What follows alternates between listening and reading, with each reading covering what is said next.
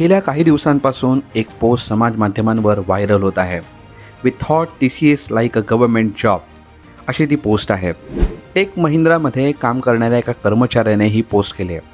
भारतातील माहिती तंत्रज्ञान क्षेत्रातील सर्वात मोठी कंपनी असलेल्या TCSने येत्या 2 वर्षात तब्बल 12,200 कर्मचाऱ्यांना काढून टाकण्याचा निर्णय घेतला आहे. त्यामुळे फक्त माहिती तंत्रज्ञान क्षेत्रालाच नव्हे तर एकूण संपूर्ण भारतीय उद्योग विश्वालाच धक्का बसला आहे.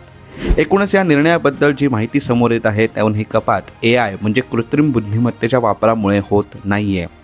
TCSचे मुख्य कार्यकारी अधिकारी के कृतिवसन यांनी एका मुलाखतीमध्ये सांगितलं आहे की ही कर्मचारी कपात कर्मचाऱ्यांमध्ये असलेल्या कौशल्याच्या अभावामुळे होत आहे. उलट कृत्रिम बुद्धिमत्तेमुळे आमच्या उत्पादक क्षमतेत वाढ झाली, परंतु त्यामुळे आम्ही कर्मचारी कपात करणार नाही असं त्यांनी स्पष्ट केलं आहे. परंतु हे काही असलं तरी TCS कंपनीच्या निर्णयावर नेटिझन्सकडून जोरदार टीकेची झोड उठवली जाते. किती असले तरी या गोष्टींमुळे भारतातील उद्योग क्षेत्र नव्या स्थित्यंतरांना सामोरं जात आहे हे नक्की.